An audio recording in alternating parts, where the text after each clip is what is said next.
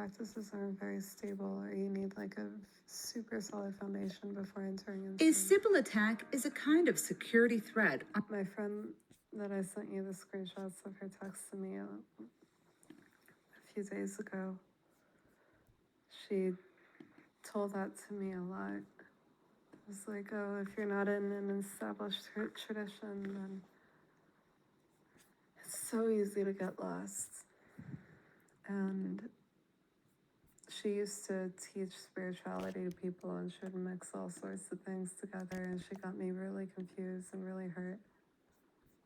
And now she's just decided to be a devoted follower of Mahayana Buddhism and go to the school and follow a lineage that's been around since the Buddha, and get teaching straight from the source, transferred orally, oral tradition, very grounded in an institution, you know, just like a super humble approach to spirituality versus the all-you-can-eat buffet that we live in now. Those are my thoughts. All-you-can-eat buffet for sure.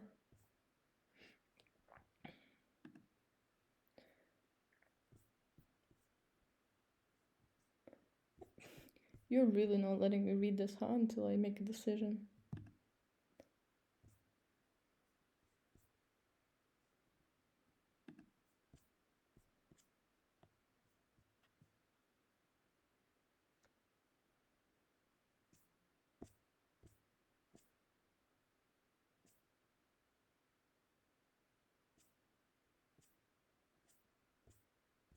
No speed limit.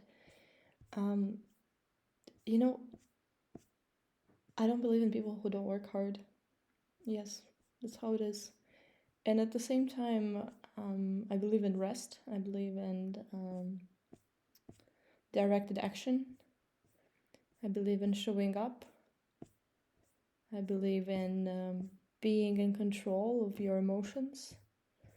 I believe in speaking your truth. And I believe in, practice of how can I do better, development, self-development, constantly improving. And if someone is not improving around me, I'm like, yo, no, interested. Post identity 2003.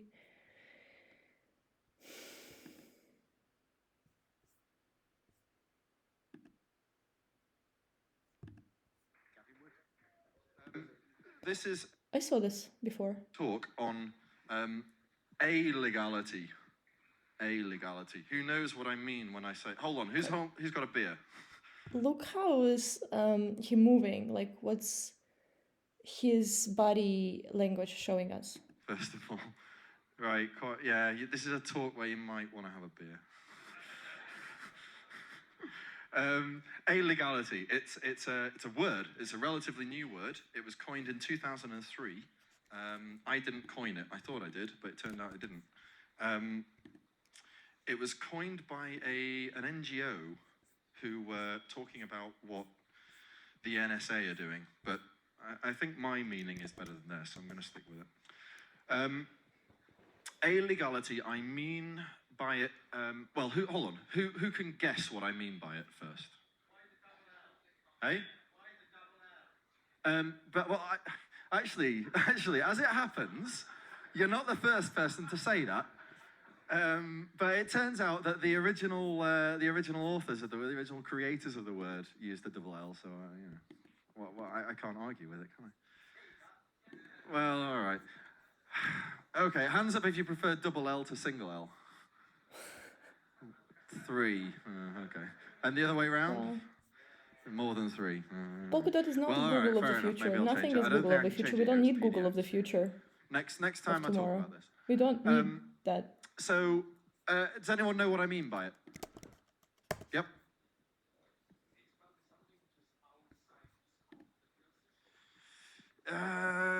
Sort of. Yeah, I think that's what the other guys meant by it, actually. So we got other people? About the future of the web, whether or not it's going to be hopeful. We're going to be to have him here virtually as well. Yeah. So Gavin, to start things off on this really hot stage, I Ooh, think what's you look. I think what's really interesting is your relationship with Edward Snowden. He likes to go by Ed, I've been told, is actually something that goes back for quite a long while. And I think what's really interesting is when you did coin Web3, which was in 2014, you actually also described it as a post-Snowden web. So I think I was really interested to learn more about to what extent did the Snowden effect, if you will, or the revelations that he did prompt you to rethink the web and what we need to do to better run it, basically. Yeah, I mean, I think it was a bit of a wake-up call to a lot of people, myself certainly included. The scale of surveillance and the compliance of the services that we sort of knew and Surveillance. trusted was My next name of the brand. unprecedented and surprising. And it seemed to me that this, you know, I mean, I read about it in 2013. Commentary. Like a lot of other people. Along with And it surveillance. seemed to me that this was a sort of a running current in society. The 2008 financial crisis had some similar themes there, with, you know, people that were trusted, oftentimes through opaque systems, not behaving according to the expectations. So in 2013, and specifically when I sort of got into you know, Bitcoin and what was come to be known as blockchain, it was a little sort of, I guess, a little Tetris piece sort of fell into shape, into place, and I figured that this was probably, you know, an important technological innovation, something that can reduce the need to trust. And yeah, I figured that if we can generalize this to an application platform, then we have a shot at like The only one. remedying some of these problems that Ed was, you know, so brave enough to point out. Yeah. And I think when we talk about Web3, we talk about a decentralized internet. We talk about a blockchain-based internet. But I think maybe good to go back to the start of the internet. We just had Tim Berners-Lee, creator of the web. But I think in a way, it's also a bit similar to how Web 1 was. So maybe first explain a little bit more about Web 1 and what was so great about it, and then how Web 2 ruined it a little bit for us. You know, Web 2 was, well, okay, Web 1.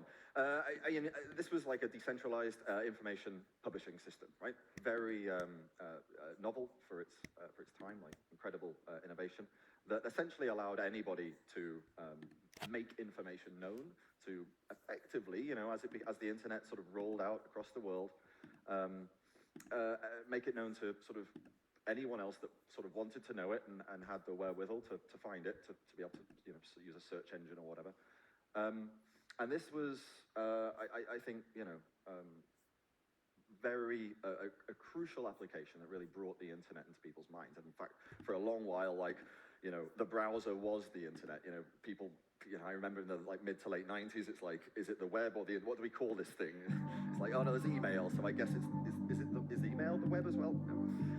Web 2 came along. Web 2 was like, effectively we're talking You really about, don't need to turning put on the this music. data, this information publication system into a more general like service provision system, which allows service providers to create web pages that are effectively applications in and of themselves, generally, in almost all cases, having a back end that is controlled by the Good service times. provider. Very similar to how, you know,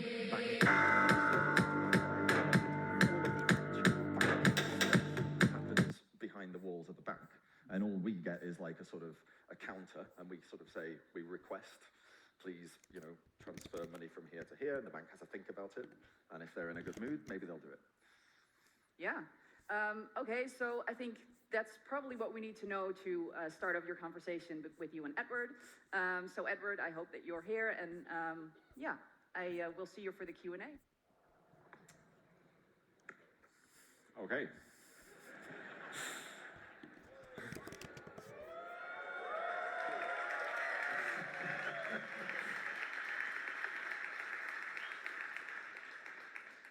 Somebody doesn't want us to talk. Seems that way.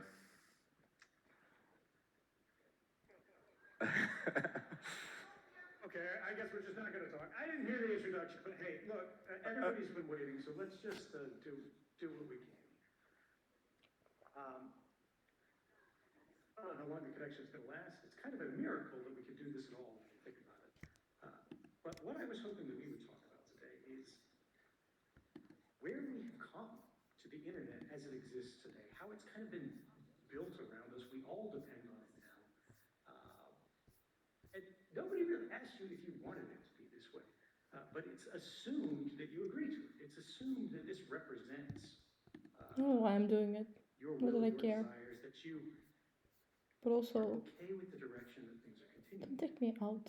From the time you buy a phone to the time you take it out of a box, to the time you visit a website, you've got that click wrap agreement, that beautiful, gigantic 400-page block of legalese that none of us actually read, but you must agree to in order to use the device that you just paid for, right? It says click OK to continue. I agree. There is no next button, there is no skip button, you can't do that. And they say that's consent, they say that's agreement, but I think if we ask you right now, if you ask me, I didn't agree to this. This isn't what I wanted. These aren't rules that I think are fair. And yet, can you operate in modern society without a phone, running software from either Google or Apple? There's like 3 Linux guys in the audience that they're saying yes, but everybody else, the answer is no. All of the apps, all of the services, the way you get a cab today isn't by calling someone on the phone, it's by opening an app that doesn't really care Depends. what you want, what you agree to, how you want to use things. When we think about the financial system, the fact that the economy is melting down, the fact that interest rates are spiking up, we see inflation everywhere. It hasn't happened yet, but we're about to see more layoffs. It's the same thing. There are systems that purport to be representing our will collectively. But we used to have this idea that there was sort of like a working class, a laboring class. And then there was the ownership class, the sort of capital class. And what we see now is there is the ruling class and there's the collective underclass. And I think this is what is happening is we have seen a system that rules us more so than it represents us. Now, when we look at the origin of law, the blockchain, when we look at the origin of the internet, we were creating decentralized systems, or we were aiming to create decentralized systems where we had more of a stake, where we helped direct these systems, and we built them. If you wanted to publish something, you set up your own server, it was there. That was the read-only web, web 1.0 internet. Then we had a change in the internet where it changed in character from this cooperative, creative structure into something that was commercial and competitive, where you had industries and companies, I want to say colonize this space, frankly, build their own silos, then invite people in with the idea that you owned this. You could get your own little website. You could get your own little corner of MySpace, right? When anybody AI used it. regulation is going to be the GeoCities, biggest does thing anybody remember in that? terms of regulation. Forget about And crypto not only read regulation. from the web, you could also Am I write right? to it in your own small way. Ed, But you didn't own do you it. have It was anything the to add? appearance of ownership, which was distinct Sorry, I from the had to fact say of it. ownership. In fact, these companies were saying they owned everything that you produced. You gave it freely to them. You provided a license when you clicked OK to continue. And so everything that went forward from there, you had no say in. Now, the cellular networks that we now connect to the internet from, instead of our home, lines or our own little modem or broadband connection that we had at home, the cellular network works in the same kind of way, where we have phone companies that are saying the records of your communications are not your private records. They're their private records. And one of the major sort of U.S. phone companies, AT&T, is saving all your records going back to 1987. So if you were born after 1987, any call that you ever had on their network, they kept. Your movement records, your association with the cell phone towers, as you ride the bus, as you get in a car, as you travel, on vacation, as you go to work, as you go home to lay your head down at night. Those records, they say, are theirs. They're call detail records. They're location records. And they're selling these as a service to people around the world.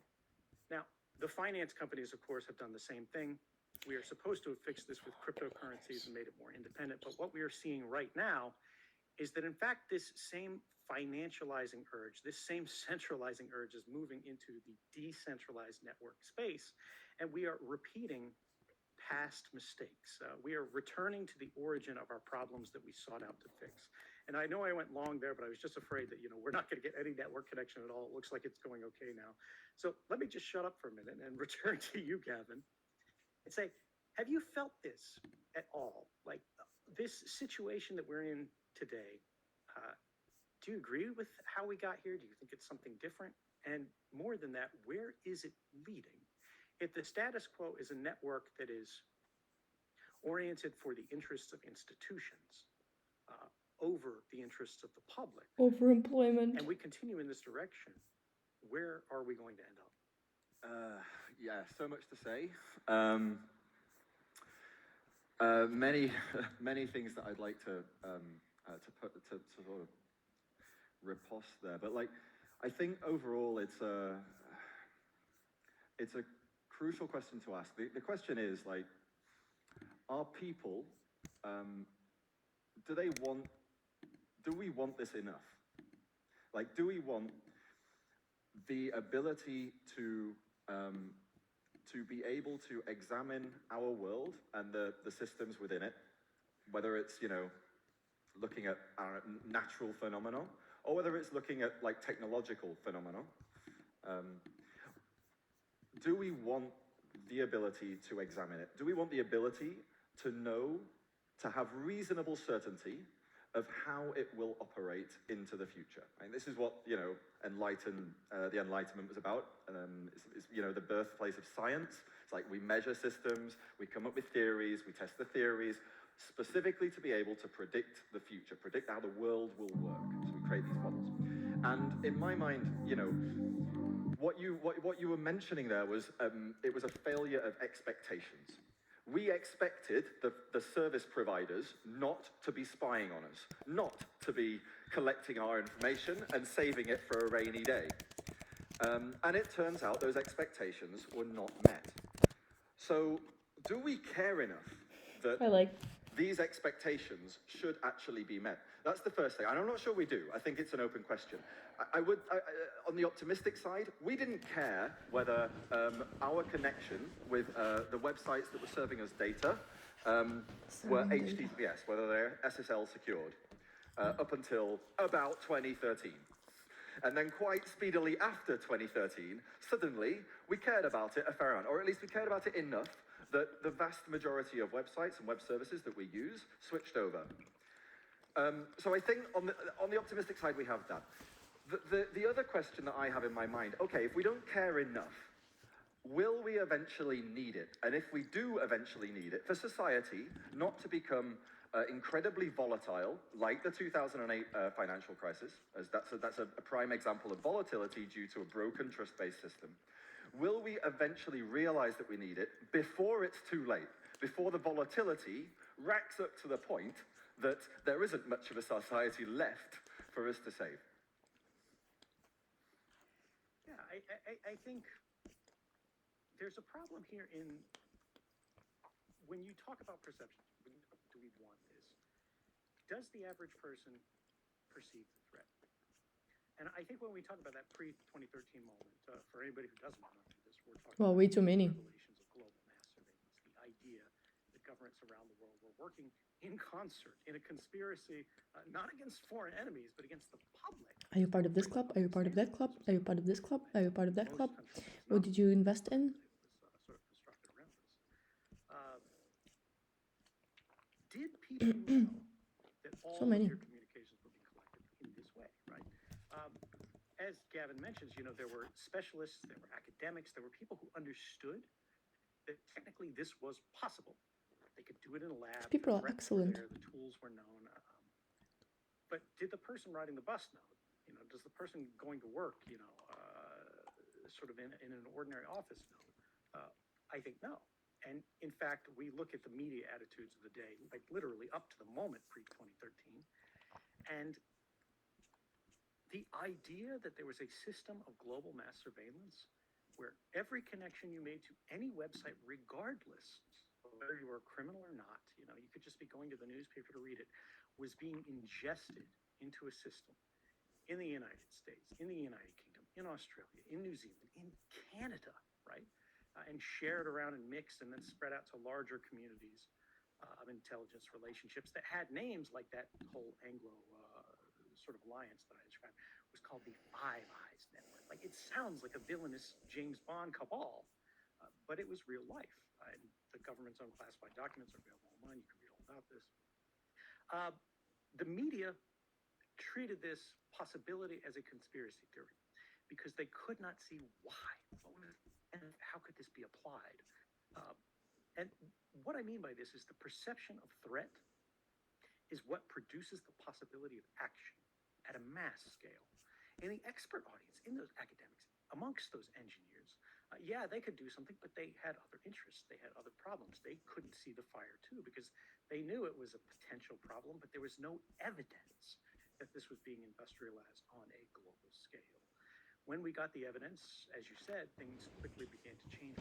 What threats are we missing today?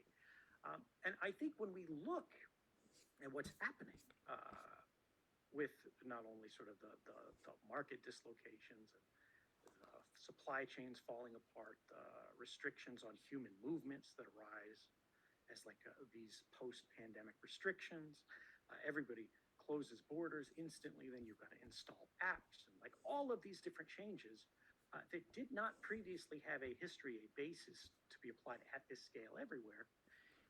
And then just a Please few don't years make later, bad you've got memes. in China, 25 million people in the city of Shanghai who are not allowed to leave their apartments, who are not allowed to even order groceries. Like, if you couldn't leave your apartment and you couldn't order groceries right now, how long would you last? I think this is where we are moving toward a moment in history right now that we all feel things are going wrong. Everybody sees like the plate beginning to slip in slow motion. We're all reaching it to try to catch it. But if we had known that plate was going to fall, we would have a better chance to catch it. And I am worried that the plate is going to break.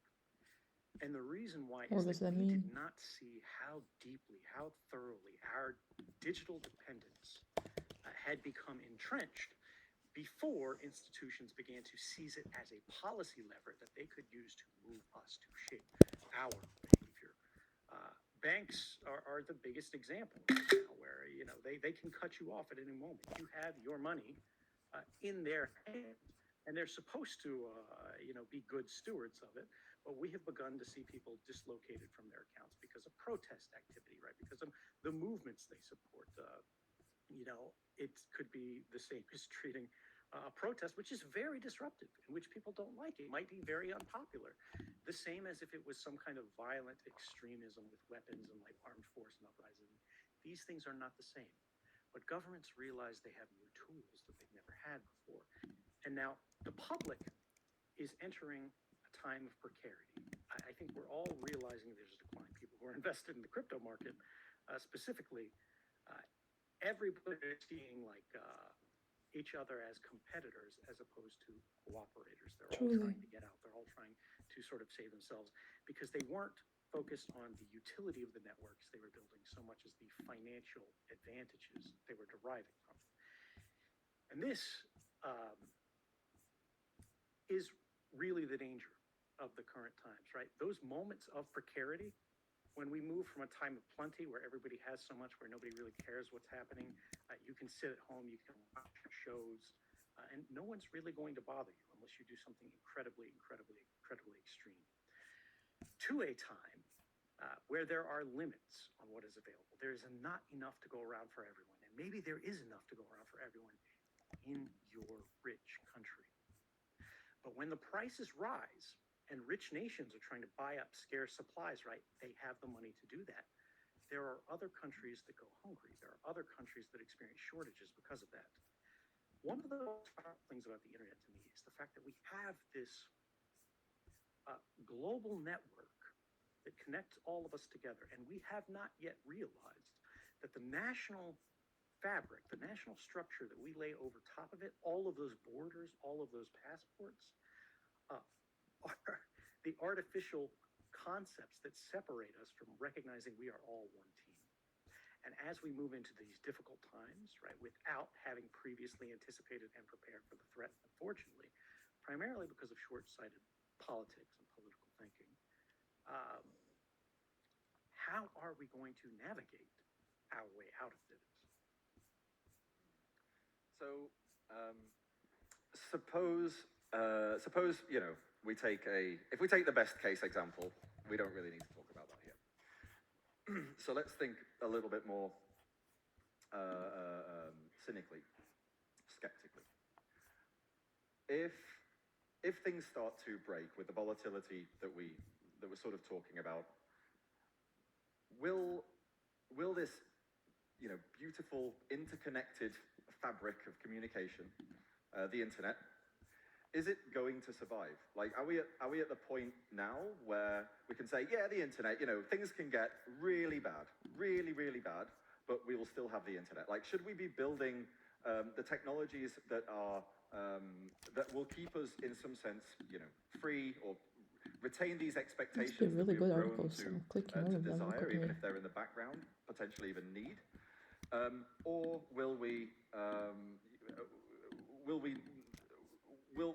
should we really be building technology on a more hardware level, on a more base I'm level, really to not protect clapping. the actual fabric itself?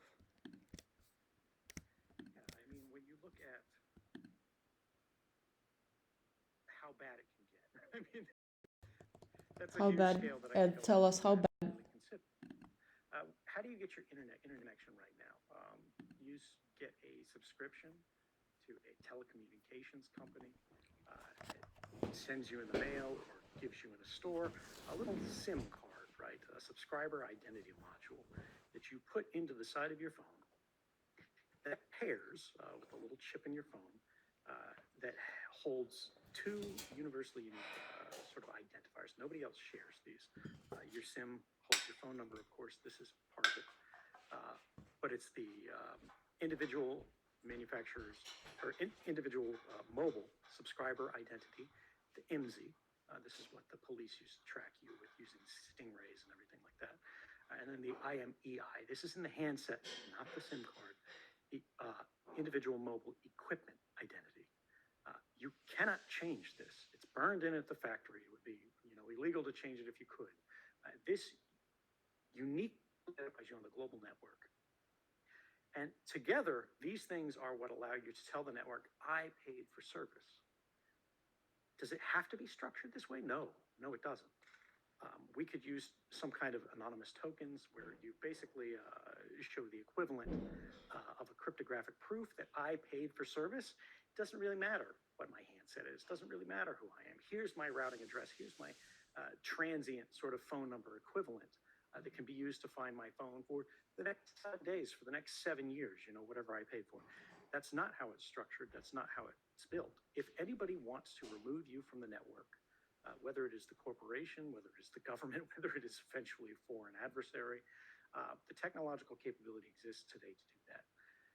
Now, what if you didn't connect to the mobile network?